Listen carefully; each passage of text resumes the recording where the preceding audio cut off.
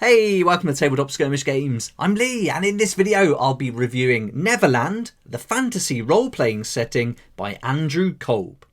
Altogether, this is 170 pages and really nicely done. Andrew Kolb is the author, illustrator and the cartographer for the book. So it really is a work of art and a passion project, I think, judging by the content. So in this video, I'll be working my way through it, giving you a nice overview of the book and giving you a good look at everything that's included. And hopefully that'll help you decide whether or not you'd like to add this to your collection. This is a hardback book, really nicely presented, excellent quality. I got mine from Amazon in the UK. It costs £11.99 at the moment, so great time to do it. And I'll pop a link in the description down below so you can grab hold of a copy too. And yeah, really nice. I think the cover is just really whimsical. It's kind of giving you that idea of like a children's book from years gone by. So I really like how it's all been laid out. And inside, the artwork's really interesting as well. So you've got this nice gold effect on the front too. So you'll get some light to shine off that. You can see that's really nice. And then when we open it up, right away you get this double insert page, which is a really nice pattern there. So it's really setting the scene and the quality of the actual book itself. Published by Andrews McNeil. So although this is a work of art written and illustrated by Andrew Kolb, it is published, so in the mainstream. So really cool to see that. And then here you've got all the credits for everyone involved. In the table of contents, we've got the world, the cast, the island itself, Elfame, resources, and some tales from Neverland expanding on the book. Then as we open it up, we'll get to Chapter 1, The World. This will give you a nice introduction to Neverland. So this is all based on Peter Pan, so you'll be well familiar with the setting, I'm sure, and now you can actually adventure in it using the D&D 5 edition rules, because this setting is designed to fit in perfectly with that. I'm sure you could use it for OSR games as well with a little bit of adaptation, no problem at all. But the artwork is really interesting. I love it. I think it's fantastic. It looks really simple, just a few different colours, shades of green, shades of grey and black, but done so well, so much style. I just think it's awesome. So really impressed with the artwork throughout the book, and this green theme continues all the way through and done so well. It tells you exactly what's going on in Neverland here. It talks about the main characters from Peter Pan. So Wendy, John and Michael Darling, how they're going to feature in it. That's really interesting. There's themes and expansions. And then it talks about the travel and the time throughout Neverland.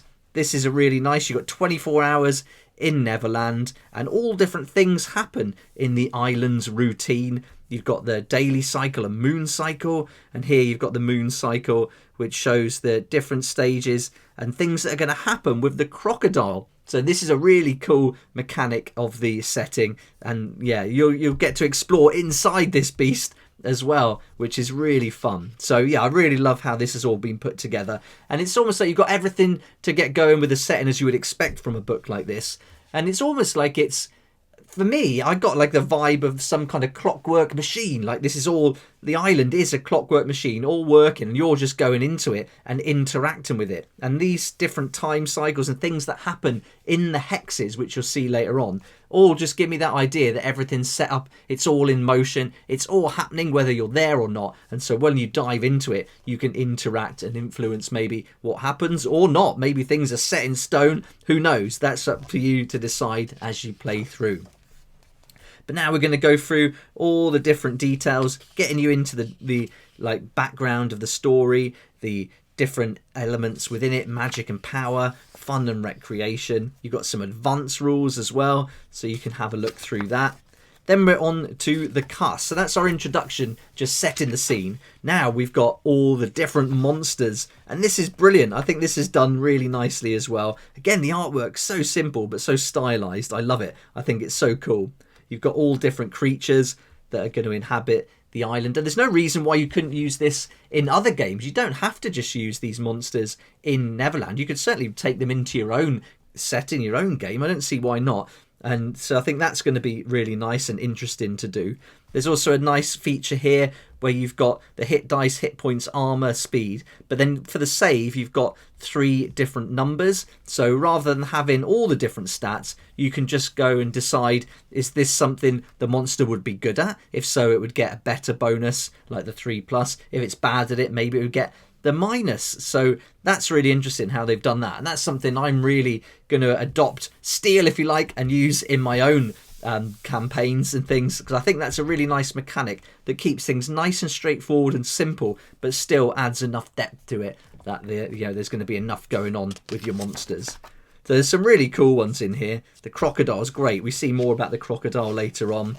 So all different beasts and animals and people. This was probably my favourite picture in the whole book. I don't know why, it just really resonates with me. I think it's awesome, really nicely done. There's just something about that one eye, big nose, and just all that hair going around it, like a bit like Captain Caveman-esque, but on a darker scale. So yeah, I think that's really cool. But some really nice artwork. You've got all the different plants as well, which I really like. Different giants. There's gnomes. There's all sorts of insects. You've got the great white bird. This is a huge pelican. You can get an idea from those 2 birds there just how big this monster's going to be. So really nice. You've got Hook himself. There he is. And then John Napoleon Darling. The mermaids, they play a big part in this setting. So you can see there's just pages. You've got Peter Pan himself. So much going on. So yeah, you've got tons and tons of monsters here. All really well done, and not too much going on. You've just got a little bit of an introduction to each one, and so yeah, you're not being like having to read through tons and tons. There's enough to set the kind of idea of what the monster's about in your head, and then it's up to you to expand on that if you want to. So yeah, nice and concise, which I like. I think you just need to do, like, this is good. You've got personality traits, for example. So that's all you need, really. Do you need much more than that? For me, I think that really is enough to get going, and then you can be creative and expand on it as much as you want to. And then for things like the creatures, you've got the introduction and then the personality traits and things for those too. So you can take from that and use it for the different beasts. So really nice. But yeah, this is a big chunk of this is another nice picture too. I really love that. I think that's so cool. It's got so much character to it. But yeah, really nice. And so many, just so many monsters to choose from. And there we go. So that's a really big section. We're going from, page 12 right up to page 51. And that's going to cover all the monsters that you'll use in the game. That now takes us on to the chapter 3, where we're going to look at the island itself. We've had the introduction. Now we've seen the monsters. Now it's time to look at the island. And here we go. So this is really nice. You get this map, which is all laid out with the hexes, and then all the numbers respond to your quick hex reference here. And then we're going to start working through one page for each hex. Now this, I love it. This is a really cool way of doing it. I love the idea of doing a hex campaign, like a hex crawl, and so you can work your way across the island. You know, you've got the distance laid out, you've got the timing and everything, so it can give you a good idea about how long it's going to take to explore this and interact with the goings on. Now this map's nice to have it both on one page, but if we flick right to the back, you get this really lovely pull out which has the map of the island on one side and all the hexes on the other, and it's perforated. So you can rip that out and then you can use that on the tabletop or just keep it behind your DM screen, whatever you prefer. So this is a really cool feature, actually. I love having everything on one page, and I think that's really nice. I mean, having it on a double page is good as well, but I think if you can get all the information you need on one page, then it's up to the GM or the DM, whatever you like to call it, to then expand on it a little bit, maybe add some of their own flair, their own creativity to it. But to get going with, this is going to give you everything you need. You've got the nice, zoomed in image here. You've got a very brief introduction. The jungle hangs over rocky caves that meet a beach littered with debris and overturned boats. And here, the chime hours. This you'll understand once you get familiar with the mechanism for time. Basically, it says that crabs all over the beach form circles of 12 and sway to unheard music. And they do this at 6 a.m. and 6 p.m. So something happens in each hex at a certain time. Over here on the peninsula, you can see that a ghost wanders out to the end of the peninsula, weeps, then disappears. So I think that's cool. You've got enough there going on to really create some good imagery, raise some questions and some areas to expand on. You've also got a little bit there, some ideas about what you could do, like the area serves as a recreational site for games, parties and the occasional debauchery. So it's giving you little hints about what you can do and what would work in each section. Then you've got exploration tables to roll for, encounters, area effects, your creatures and NPCs. So all on there, all on one page. I mean, that's a great resource. So I really like that. And then, you could keep going back there and things are going to change. You've got so many different options on the tables. So yeah, I think the playability here with all these different hexes, how many altogether? 24 altogether. There's a lot going on there. So you can see this is going to take up a page each. You've got the Jolly Roger. That's really cool. That comes with another map actually later on. So each one gives you a different flavour and a different area to explore. So yeah, I love this. I love this idea of the hex crawl, and having it all on one page, as I say, is really good. Now we're on to Elfame. Elfame, the land of the fairies, is a world unto itself. The nature of its connection to Neverland has yet to be discovered, but the effects of this bond can be seen everywhere. So now we're going into a completely different world now. So let's explore the Elfame, and here we are. Now we're changing the colour, which I think is really cool. So we're going into reds and greys now, and all different shades of pinks and things, and I think that's really nice. Again, stylised really well. So this is going to give you a different environment to explore. You've got all the different regions here. You've got 24 regions now. So yeah, that's a nice little section. Then we're on to resources. Now we're going to get maps and tables and all sorts to further flesh out Neverland and Elfame. So this is going to be a really good bit. I love maps. I'm a big fan. I've been drawing maps for ages. I love it. And you may have seen it popping up here and there on some of the shorts I've been doing. So look out for a lot more of that coming soon here on the channel. But these maps are done really nice. And there's so many different versions as well for the different areas. I think he's done a really good job of all these maps. So we've got the coral caves on the surface, then underwater. The crocodiles, so remember I said you can go in and explore the actual crocodile, which is cool. So that's really fun. Then the crocodile nest, and then you've got all the different sections there, clearly labelled. Again, everything on one page, which is really important. And then it's got enough details and descriptives to really set the scene and give the players an understanding of where they're going to be adventuring. This is nice, the cunning camp. The forge, I love little details like here you go into the kitchen, they got the frying pans hanging up and things. That's nicely done. Little library there. So yeah, really good. And then all these different maps. This is nice. I like how you've got the big trees just representing the size of them and like the depth of the woods. But then you've got the top-down layout of the actual gnome hamlet. So that's really cool. So it doesn't all have to be in perspective. It doesn't all have to be to scale. It really is just suggesting that what goes where and giving your players an idea of where they are in the world and where they are in the little sections. So yeah, really nice maps. Great White Bird Nest, another view of that, and then the home underground. All these little details. Again, this treasure room giving you some good ideas, like even just saying best stuff kept up high, 60 feet or more. Now you've got a real good idea just from that one sentence that this is a vast room. It's huge. You're going to have to use some different techniques to get to the good stuff that's piled up and hidden perhaps out of sight. So yeah, that's really nice. Then the iron mines. This goes into a lot of detail. So this is like your dungeon crawl now. Look at this. This is a really cool double page map with all these different sections. A little bit of flicking to and fro here. I mean, that's no problem. It's, you're just going to go in and set one of the rooms and then you've got everything you need there. So really cool to have something like this, I think. Loads of opportunities. So much going on. Then there's John's Tower.